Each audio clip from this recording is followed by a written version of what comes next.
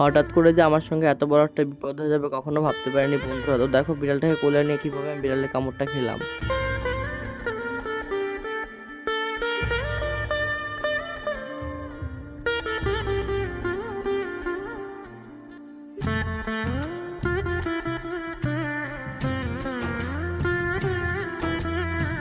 তো শুভ সকাল বন্ধুরা, সেদিনকার গল্পটা আমি প্রথম থেকে বলি। তো দেখো সেদিনকে ঘুমের থেকে উঠে আমি চলে গেছিলাম বাজারে। এখন থেকে ভাবছি ছোটখাটো একটা মিনি ব্লগ তোমাদের সঙ্গে রোজই শেয়ার করব। তোমাদের কেমন লাগে অবশ্যই কিন্তু একটু কমেন্ট করে বলে দিও। তো দেখো এখানে আমি এসেছিলাম সবজির দোকানে কিছু সবজি আর মাছ টাছ কিনবো বলে। তো আজকে কিন্তু বাড়িতে সবকিছুই ছিল, ওই জন্য দেখো বেশি কিছু নেওয়া লাগেনি। এখানে আমি লঙ্কা করা টমেটো নিয়েছিলাম, আর এই দেখো এই মাছটা নিয়েছিলাম। এই মাছটার নাম কি তোমরা একটু কমেন্ট করে বলো কিন্তু। তারপরে দেখো বাজার থেকে এসে আমার কোনো কাজ ছিল না। তারপরে দেখো এই যে গেছিলাম মনার সঙ্গে খেলা করার জন্য। এটা আমার একটা মনা হয়, ওদের বাড়ি গেছিলাম।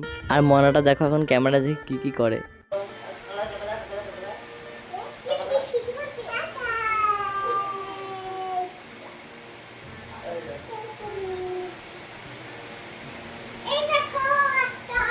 এবার তোমরা একটু ওর নাচটা দেখে নাও কিভাবে নাচছে।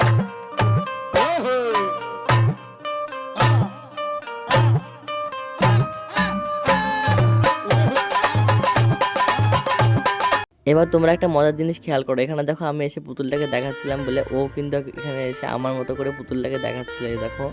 তারপরে দেখো মনার সঙ্গে কিছুক্ষণ সময় কাটিয়ে আর খেলাধুলা করার পর দেখো আমরা এসেছিলাম এই ছাদের উপর। আর ছাদের পর থেকে দেখো কত সুন্দর লাগছে নিচেটাকে।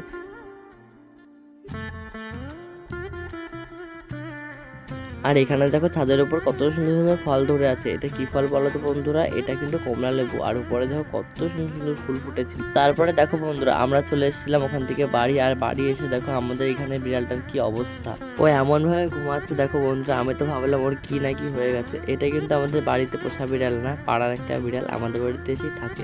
বিড়ালটাকে যতই বাড়ি থেকে তাড়িয়ে দিই না কেন সেই ঘুরে ফিরে আমাদের বাড়িতে চলে আসতো। দেখো আজকে সিঁড়ির উপর বসেছিল। আসলে কি বলতো, বিড়াল কুকুর যেমন ভালো তেমন খারাপ। আগেও কিন্তু আমাদের বাড়ি বিড়াল ছিল, মানে পোষা বিড়াল আর কি। ওর হেঁচড়ে কিন্তু অনেকবার ইঞ্জেকশন নিয়েছি।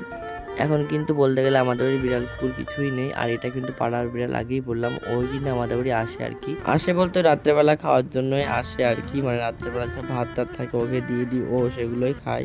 আর ওর কিন্তু কিছুদিন পর ছোট ছোট কিউট কিউট বেবি হবে, সেগুলো তোমাদের সঙ্গে ব্লগে শেয়ার করবো। তো দেখো এখন কিন্তু ও শুয়েছিল আর আমার পায়ের কাছে দেখো কেমন করছিল আদর খাওয়ার জন্য আর কি। মানে সেরকম কিছুই আর কি না, আমি যেখানে যাই আমার পিছন পিছন আসে ও। মানে আমি যদি কোথাও গিয়ে বসে থাকি আমার গায়ের কাছে চলে আসে, কোলের মধ্যে উঠে পড়ে।